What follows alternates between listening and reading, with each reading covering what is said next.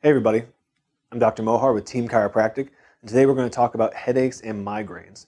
Our goal today is to help you to identify the different types of headaches and migraines you or your loved ones may be experiencing so that you can help to manage these at home safely and effectively without drugs or any kind of injections or surgeries. Now, a lot of people experience headaches. In fact, it's estimated that nearly everyone at some point in their life will experience at least some form of a headache. For some of us, it's going to be just a fleeting moment in time that doesn't impact us on a regular basis. However, a lot of people deal with chronic and recurring headaches on a monthly, weekly, and even daily basis. So much so that it's estimated that 120 million workdays are lost every year in the US due to headache symptoms. In addition to that, as everyone who's had a headache knows, it's hard to concentrate and focus. So even when you are working or you are going through your daily routine, it can be very difficult to be efficient and be effective at what you're trying to do. Now, a headache is defined as pain that arises from the head and neck area, basically the back of the skull into the neck, all the tissue surrounding the skull and the brain. Now, it's important to note that your brain does not actually have pain receptors. So even though it may feel like your brain is trying to bust out of your head, it's not the brain itself that's causing pain. It's everything around there. Now, there are three categories or types of headaches: primary, secondary, and cranial/facial. So cranial and facial headaches arise from inflammation around one of our 12 cranial nerves that connect our brain directly to certain muscle groups. In cases where this type of headache is present, really the only thing you need to do is switch to an anti-inflammatory diet to help lower that inflammation. For more information on anti-inflammatory diets, I highly recommend you check out the Align Your Health book that we have in our office. Secondary headaches are due to an underlying condition. So something like a sinus problem, dental pain, whiplash injuries, infections, glandular disorders. In order to treat these types of headaches, the answer is to either wait out the condition and allow it to resolve, or treat the condition directly. When the condition is resolved, the headache will go away on its own. And then primary headaches include tension headaches, which are the most common, migraines, and cluster headaches. The hallmark of a cluster headache is pain directly behind one eye. It can usually range in severity from just mild pain to severe debilitating pain. And cluster headaches are 100% of the time linked to a specific chemical trigger. So a food, an additive, a pesticide, herbicide, a chemical in cleaning supplies. And the trick to figure out how to stop them is to find out what that trigger is and simply avoid it. And that's really the only thing you can do to stop a cluster headache. Now, a migraine is a painful throbbing headache that oftentimes will encompass one entire side of the head. However, it has been known to occasionally affect both sides. These, similar to cluster headaches, are triggered by a specific compound or even an event. So stress, emotions, hormones, and even subluxation can act as a trigger for a migraine headache. Now, some people will experience an aura or a symptom leading up to the headache. These can vary from person to person. However, most individuals will experience the same type of aura, which can give you a hint as to what's about to come so you can try to head it off as quickly as possible. Similar to cluster headaches, you want to figure out what your triggers are so you can simply avoid them. If you avoid the trigger, the migraine typically will not come on. Now, when it comes to the sources in the spine, there are three primary sources that are going to affect not only migraines but also tension headaches. Number one, the atlas angle, that is the very top bone at the base of the skull. We call it C1. If it's not angled at 18 degrees compared to the spinal canal, it's going to put pressure on the brainstem as it comes out and becomes the spinal cord. That pressure is going to make it more likely to trigger migraine and tension type headaches.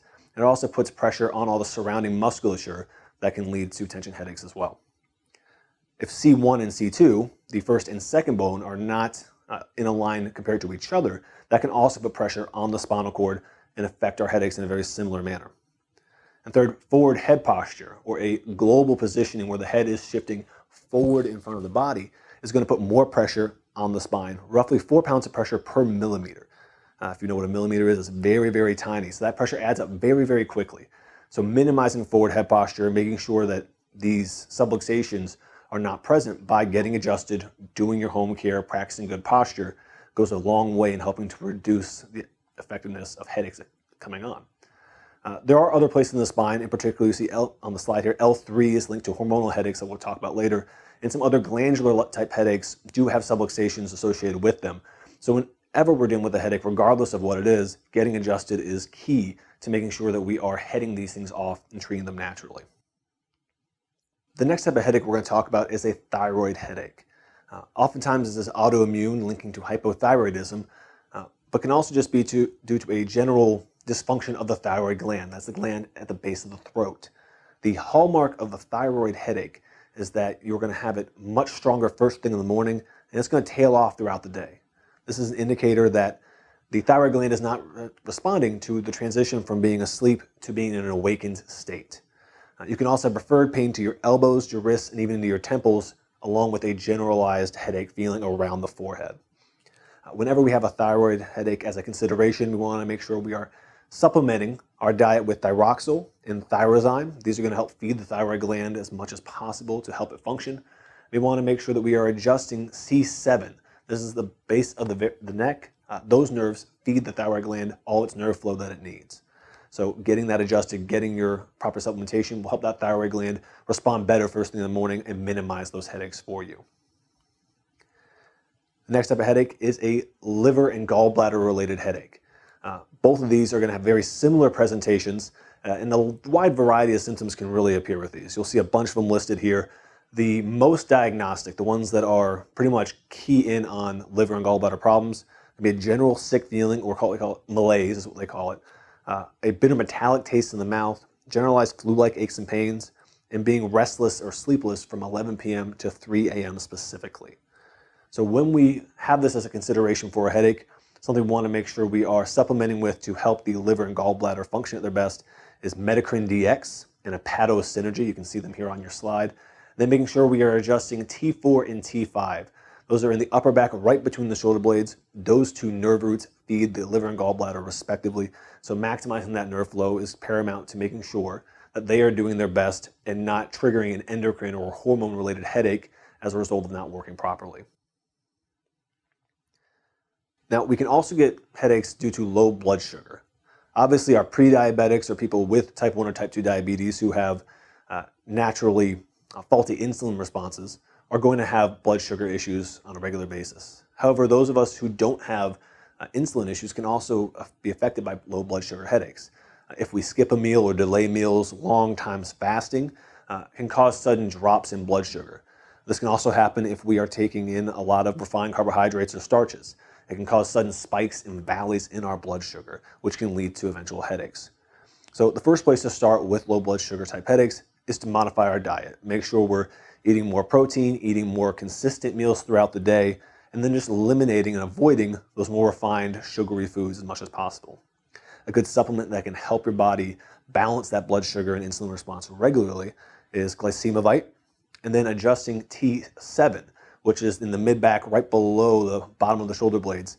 That is the nerve root that goes to the pancreas, which is responsible for creating our insulin and releasing it into our body in a timely manner. So making sure that nerve flow is working can oftentimes help manage those low blood sugar headaches as well. Now, we mentioned earlier that L3, the very center of your lower back, is related to hormonal or ovarian headaches. These are obviously limited to women, and it's based around their menstrual or ovulation cycles. Clearly, we can't do anything about those. That's a perfectly normal process that women's bodies go through. However, sometimes in some women, the hormonal balances that shift get a little out of whack and can lead to emotional instabilities, acne outbreaks, generalized headaches, pain referring to the thumb, the elbows, and to the jaw as a result.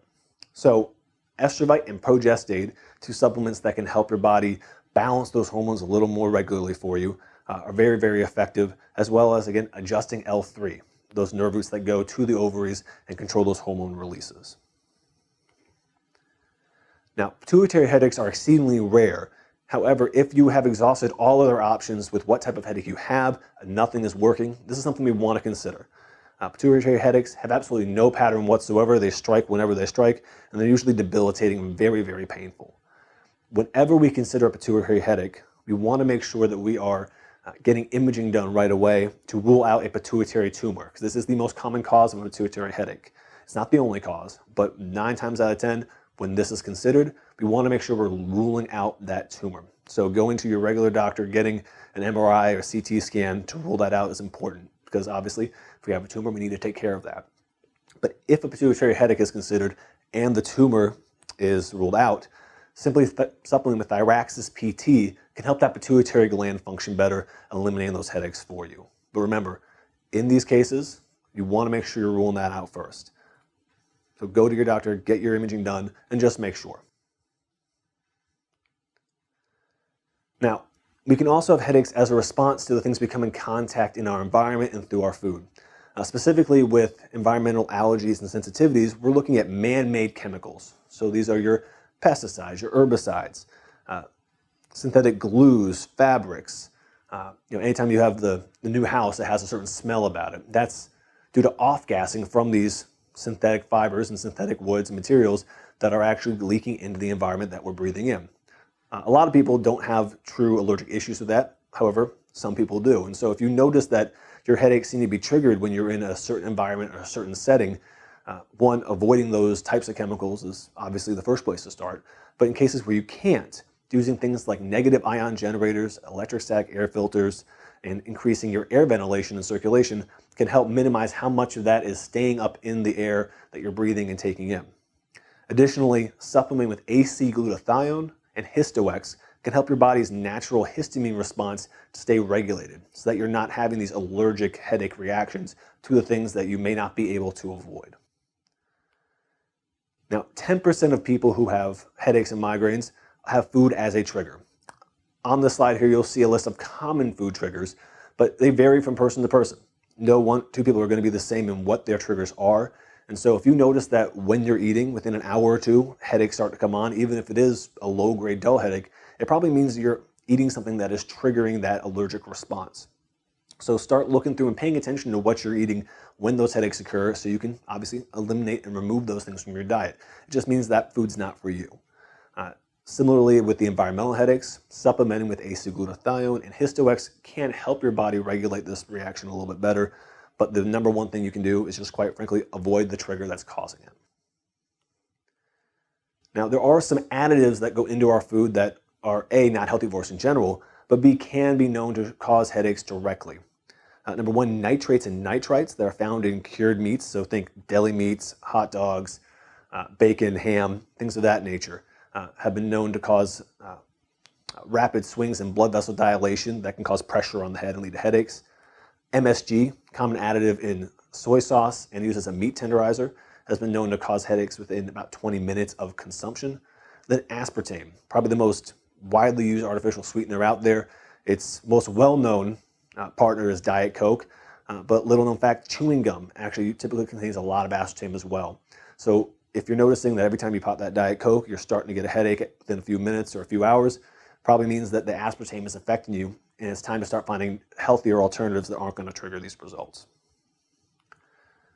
So pulling everything together, how do we prevent headaches? Well, number one, choose better foods, eat things that are off the vine, that don't have additives, don't have preservatives, don't have these added chemicals that could be triggering an allergic reaction. Eat your food more regularly throughout the day. 5 to 6 mini meals will help minimize your risk of those blood sugar spikes and valleys that can also contribute to headaches.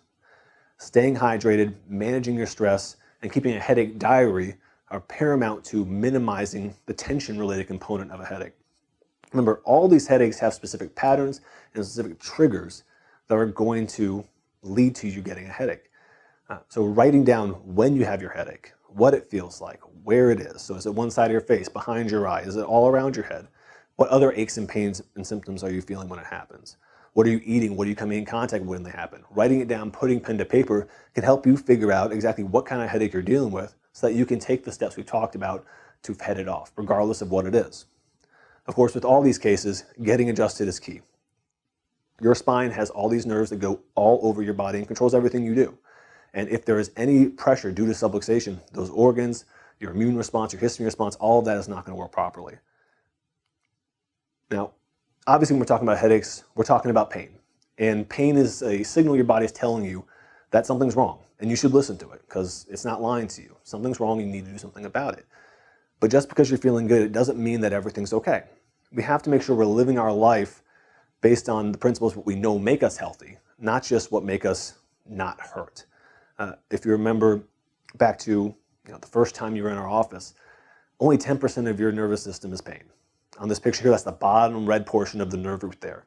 And if you don't have pressure on that spot when you're subluxated, you are not going to hurt. But it doesn't mean that the rest of your body is not suffering. It doesn't mean there's not more issues. So we can't judge your health simply by how you feel. Obviously, if you're feeling bad or you're hurting, do something about it. But just because you're feeling good, don't stop there. Take the steps to be healthier. Those steps are simple. We have 6 essentials to being healthy and well. You can see them here on your screen. There's spiritual and mental alignment, physical alignment, nutritional, exercise, resting in alignment, and just removing the chemical stresses that we know are bad for us that are inundated through our daily lives. These 6 essentials, when done on a regular basis, will help you achieve your highest level of health and wellness. These are based on the strict and fast law that all sickness and disease come from 2 things: a deficiency of something we need, or toxicity coming into our bodies that are causing an insult, that are trying to hurt us. The number 1 toxicity is medications and poor diet, the things we put into ourselves directly. And the number 1 deficiency is decreased nerve flow. That is why getting adjusted regularly, making your appointments, doing your traction, practicing good posture habits is so important to helping whatever ailment you're dealing with. Because you only get one spine, you get one nervous system, and if you allow it to degenerate, if you allow it to decay, if you allow it to get worse and worse and worse, there's really only so much you can do about it in the long run. So take these steps, take this information, become a headache warrior, and figure out what you can do to head these things off and manage these things without having to put nasty drugs and other things into your body. So I want to thank you all for joining us. On behalf of the rest of the Team Chiropractic family, look forward to seeing your office again soon.